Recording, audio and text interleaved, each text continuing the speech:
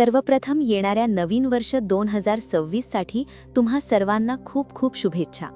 आजच्या व्हिडिओमध्ये आम्ही जानेवारी महिन्यासाठी कुंभ राशीबद्दल बोलणार आहोत, जो नवीन वर्षाचा पहिला महिना आहे. हे नवीन वर्ष तुमचे आयुष्य कसे बदलेल आणि हा पहिला महिना तुम्हाला बदल करण्याची संधी कशी देणार आहे, यावर आपण चर्चा करणार आहोत. तुम्ही कुंभ राशीचे असाल तर हे चॅनल तुमच्यासाठीच आहे. कुंभ राशीच्या महत्त्वाच्या ज्योतिषीय माहितीसाठी लगेच चॅनलला सबस्क्राईब करा, व्हिडिओला लाईक करा आणि कमेंटमध्ये लिहा श्री स्वामी समर्थ, जय श्रीराम, जय श्रीकृष्ण. पहा, जानेवारी महिन्यात जेव्हा वर्ष सुरू होईल तेव्हा एकाच राशीमध्ये 4 ग्रह असतील आणि ते तुमच्या उत्पन्नाच्या म्हणजेच लाभ स्थानात असतील. ही परिस्थिती अत्यंत शुभ आहे, ज्यामुळे या नवीन वर्षाची सुरुवात तुमच्यासाठी अतिशय मंगलमयी होणार आहे. शुभ कार्य का करावे आणि हे 4 ग्रह तुम्हाला आनंदी मनस्थितीत कसे ठेवणार आहेत आणि ते तुमच्यासाठी हा महिना कसा तयार करणार आहेत, हे सर्व ग्रहांच्या स्थितीच्या आधारे आपण पाहूया. नमस्कार मित्रांनो, ज्योतिष केंद्र यूट्यूब चॅनलवर आपले स्वागत आहे. मी जानेवारी 2026 मधील कुंभ राशीच्या भविष्याबद्दल बोलत आहे. आपण कामकाज, आर्थिक परिस्थिती आणि तुमच्या वैयक्तिक जीवनातील प्रत्येक पैलूची माहिती घेणार आहोत. शिक्षण आणि आरोग्यावरील माहिती सोबतच व्हिडिओच्या शेवटी हे वर्ष आनंदी बनवण्यासाठी तुम्ही कोणते उपाय करू शकता हे देखील मी सांगणार आहे. जेव्हा जानेवारी महिना सुरू होत आहे तेव्हा सूर्य, मंगळ, बुध आणि शुक्र तुमच्या 11व्या घरात म्हणजेच लाभ स्थानात असतील. 11वे घर हे आपल्या इच्छापूर्तीचे आणि नफ्याचे स्थान आहे. यामुळे ग्रहांची चतुर्ग्रही युती तयार झाली आहे. सोबतच बुधादित्य योग, मंगलादित्य योग आणि लक्ष्मीनारायण योग देखील तयार होत आहेत. त्यावर तुमच्या राशीचा स्वामी शनिदेव, जो सध्या लग्न भावात आहे, आणि 5व्या घरात वक्री अवस्थेत असलेले गुरु बृहस्पती यांची दृष्टी आहे. हा दृष्टी संबंध तुम्हाला जीवनात पैसे मिळवण्याचे एक उत्तम माध्यम मिळवून देणार आहे. करिअरच्या दृष्टिकोनातून हा महिना खूप चांगला असेल.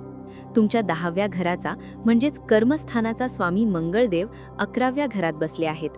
तसेच भाग्याचा स्वामी शुक्र आणि सप्तमेश म्हणजेच सप्तम भावाचा स्वामी सूर्य देखील 11व्या घरात आहेत. 11व्या घरात दशमेशाचे असणे जीवनात उत्कृष्ट परिस्थिती निर्माण करते. हे तुम्हाला तुमच्या वरिष्ठ अधिकाऱ्यांशी संबंध सुधारण्याची उत्तम संधी देईल. त्यांच्याशी तुमचा समन्वय वाढेल आणि संवाद सुधारेल. नोकरीमध्ये तुमची स्थिती मजबूत होईल आणि तुम्हाला योग्य लाभ मिळतील. 16 जानेवारीला मंगळदेव 12व्या घरात म्हणजेच मकर राशीत प्रवेश करतील, जिथे ते उच्च होतात. ज्यांना करिअरसाठी परदेशात जायचे आहे त्यांच्यासाठी ही सुवर्ण संधी असेल. ज्यांना प्रवासाची आवड आहे त्यांच्यासाठी लांबच्या सहलीचे योग येतील. मंगळाची ही स्थिती करिअरमध्ये यश मिळवून देण्यास मदत करेल. व्यावसायिकांसाठी काळ चांगला आहे. छोट्या समस्या येऊ शकतात, पण तुम्ही त्यावर मात कराल.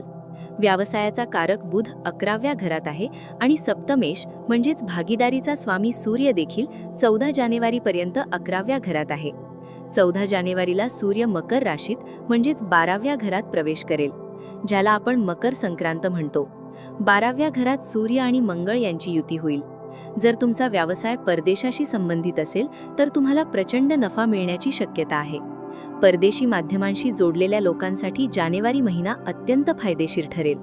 महिन्याच्या मध्यापर्यंत उत्पन्नाचे एकापेक्षा अधिक स्रोत निर्माण होतील. प्रेमात वाढ होईल आणि एखाद्या सामाजिक कार्यक्रमात जोडीदारासोबत चांगला वेळ घालवण्याची संधी मिळेल. मात्र सप्तम भावात केतू विराजमान आहे आणि सप्तमेश सूर्य 14 तारखेला 12व्या घरात जाणार आहे. यामुळे वैवाहिक जीवनात थोडी कुरबुर किंवा वाद होऊ शकतात. या काळात सावध रहा. जोडीदाराचा आदर केला आणि एकमेकांचे महत्त्व समजून घेतले तरच ताळमेळ बसेल. दुसऱ्या घराचा म्हणजेच धान आणि कुटुंबाचा स्वामी गुरु 5व्या घरात आहे, तर शनिदेव तुमच्या राशीत आहेत. महिन्याच्या सुरुवातीला मंगळाची दृष्टी दुसऱ्या घरावर असल्याने कुटुंबात वादाचे प्रसंग येऊ शकतात. त्यामुळे बोलण्यावर संयम ठेवा. महिन्याच्या मध्यापासून परिस्थिती सुधारेल. भावंडांचे सहकार्य लाभेल आणि त्यांच्याशी संबंध सुधारतील. 5वे घर शिक्षणाचे आहे, जिथे गुरु बृहस्पती बसले आहेत. हा महिना विद्यार्थ्यांची एकाग्रता वाढवणारा आहे. काही आव्हाने समोर येतील, पण कठोर परिश्रम केल्यास यश निश्चित आहे. उच्च शिक्षणासाठी प्रयत्न करणाऱ्यांसाठी हा काळ अनुकूल आहे. विद्यार्थ्यांनी थोडे अधिक लक्ष दिल्यास चांगले परिणाम मिळतील. आरोग्याच्या बाबतीत तुम्ही सामान्यपणे सुस्थितीत असाल, पण 5व्या घरातील गुरुमुळे पोटाच्या तक्रारी उद्भवू शकतात. अपचन, बद्धकोष्ठता किंवा ॲसिडिटीचा त्रास होऊ शकतो. तसेच 4 ग्रहांची दृष्टी 5व्या घराकडे असल्याने खाण्यापिण्याच्या सवयींवर नियंत्रण ठेवणे आवश्यक आहे. शिस्तबद्ध जीवनशैली अवलंबल्यास आरोग्य सुधारेल. महत्त्वाचे उपाय: वर्षाच्या सुरुवातीपासूनच दररोज शनी चालीसा पठण करा. यामुळे 7.5चा प्रभाव कमी होईल आणि तुमची रास मजबूत होईल. शनी मंत्राचा जपही लाभदायक ठरेल. आर्थिक प्रगतीसाठी महालक्ष्मीच्या बीज मंत्राचा जप करा. या 2 उपायांमुळे तुम्हाला जीवनात सकारात्मक बदल दिसून येतील. आजच्या व्हिडिओसाठी एवढेच. कमेंटमध्ये नक्की लिहा श्री स्वामी समर्थ.